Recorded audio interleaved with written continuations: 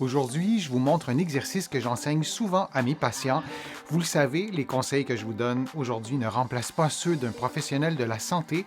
Vous allez trouver plusieurs informations, plusieurs exercices aussi dans mes livres, notamment mon livre Plus jamais malade, mon approche globale pour un corps en santé et mon livre Lève-toi et marche. L'exercice que je vous présente aujourd'hui, c'est un exercice qui mobilise les bras, les membres supérieurs et qui stimule aussi les muscles du tronc.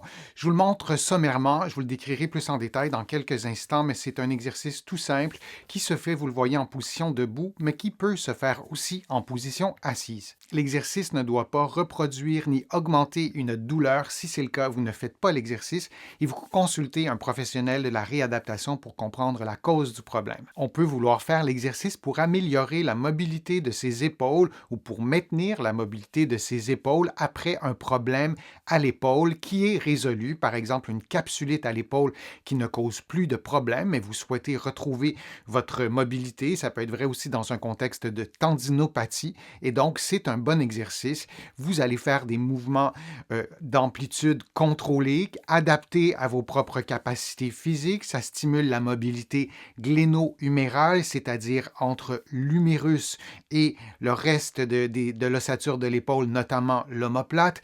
Ça stimule aussi la coordination des deux épaules lorsqu'on a eu un problème à l'épaule comme une tendinopathie ou une capsulite.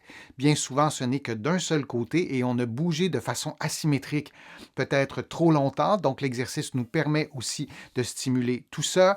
Lorsqu'on bouge les bras, on ne s'en rend pas compte, mais les muscles autour de l'omoplate doivent se contracter. C'est le cas durant cet exercice-là. Et puisque c'est un exercice asymétrique, on doit réveiller, on doit activer plusieurs muscles qui sont situés autour de l'omoplate et selon le mouvement du bras, ces contractions diffèrent et l'exercice asymétrique fait en sorte que le côté gauche et le côté droit ne bougent pas de la même façon, donc la contraction ne se fait pas de la même façon. De ce côté-là, c'est intéressant et ça stimule aussi l'amplitude fonctionnelle, c'est-à-dire que dans la vie de tous les jours, on ne fait pas très souvent des mouvements de cette amplitude si grande, mais de temps à autre, on a besoin de lever le bras jusqu'en haut, on a besoin de toucher au plafond, de nettoyer un plafond, de changer une ampoule, peu importe. Et donc, c'est aussi un mouvement qui nous aide à récupérer nos capacités fonctionnelles. Regardons maintenant l'exercice plus en détail.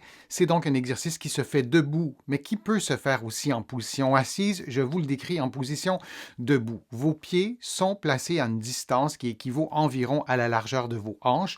Votre tronc est allongé, votre tronc est stable, ne devrait pas vraiment bouger et l'alignement entre la tête, les épaules et le bassin et les pieds forme une ligne droite. Le mouvement est tout simple, vous levez les bras en diagonale, en alternant, vous le faites à une vitesse qui convient à la vôtre, vous gardez les coudes tendus mais relativement souples, on ne veut pas trop tendre les bras, les mains sont dans la position que vous voyez en ce moment, les doigts allongés mais les mains tout de même détendues. L'élévation des bras est contrôlée, vous le faites à une vitesse constante et c'est la même chose quand vous ramenez les bras en position de départ, vous le faites relativement à la même vitesse et vous choisissez une amplitude qui correspond à votre amplitude articulaire si vous avez déjà eu un problème d'épaule, si vous avez perdu de la mobilité dans une ou dans les deux épaules, vous adaptez la mobilité, l'amplitude des mouvements à votre propre mobilité, vous ne copiez pas intégralement ce que vous voyez et vous respirez librement. Ça, c'est bien important. Maintenant, l'exercice doit et peut être adapté et doit, oui, être adapté à vos capacités et à votre objectif aussi. Si vous faites l'exercice pour les épaules, pour le tronc ou peu importe votre objectif, vous devez toujours l'adapter et peut-être que dans quelques mois, vous le ferez dans un autre objectif, alors vous devez l'adapter. Pour diminuer le niveau de difficulté, vous pouvez réduire l'amplitude des mouvements, vous pouvez réduire la vitesse des mouvements et vous pouvez aussi faire un bras à la fois. C'est une possibilité. Pour augmenter le niveau de difficulté, vous pouvez le faire en tenant des poids ou en attachant des poids à vos poignets, par exemple, ou en tenant des boîtes de conserve. Même un petit poids dans chaque main peut faire une différence. Une autre façon aussi d'augmenter le niveau de difficulté, c'est de combiner l'exercice à un autre, c'est-à-dire que de vous faites l'exercice avec les bras et vous ajoutez des mouvements des membres inférieurs, par exemple, ça peut être intéressant, ça peut être beaucoup plus exigeant au niveau des muscles du tronc, au niveau cardiovasculaire, c'est une façon de faire. Vous pouvez aussi augmenter le niveau de difficulté en faisant l'exercice avec une bande élastique entre les mains. Donc, le niveau de difficulté sera augmenté quand vos mains vont s'éloigner les unes des autres parce que dans chaque extrémité, vous tiendrez la bande élastique qui se tendra lorsque vos mains seront éloignées. C'est donc un exercice qui s'adapte relativement facilement, qui peut convenir à plusieurs types de conditions physiques et je vous encourage à l'adopter et à profiter des bienfaits que l'exercice pourrait vous apporter. En ce qui concerne les paramètres des exercices, je vous le dis souvent sur ma chaîne, c'est impossible de vous donner les paramètres précis, parfaits pour vous, mais grosso modo, pour cet exercice-là, il y a deux possibilités. Soit que vous comptez le nombre de mouvements, vous faites 10 mouvements, vous arrêtez et vous faites 10 répétitions, par exemple. Si vous le faites dans un contexte de renforcement musculaire, vous pourriez prendre des poids dans vos mains et vous pourriez faire 10 mouvements, mais ce sera beaucoup plus exigeant parce que vous aurez des poids et des poids qui sont suffisamment lourds pour que vous ne puissiez pas en faire 300. Donc, disons, un poids qui vous permet d'en faire 10 mouvements de chaque côté et vous faites 3 séries. L'autre option, c'est de compter le temps. C'est l'option que je préfère.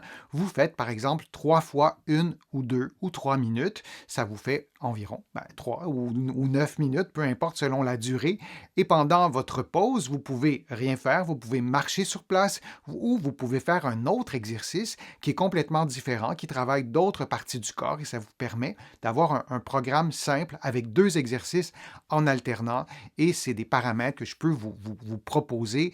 Et souvenez-vous que de faire 10 minutes d'exercice par jour, tout simple. Ça a été bien démontré par plusieurs recherches. Ça a des effets sur votre santé, votre musculature, votre activation, votre dépense énergétique. Il y a des effets aussi sur la santé mentale. Moi, je suis physiothérapeute, je ne suis pas psychologue, mais on sait que la contraction musculaire, que l'activation des capacités cardiovasculaires, ça a aussi des effets sur la santé mentale, comme les signes dépressifs, par exemple, et sur les capacités cognitives, la capacité d'attention, de mémorisation, d'analyse aussi. Donc, même sur une courte période de temps, il y a des bienfaits pour votre santé.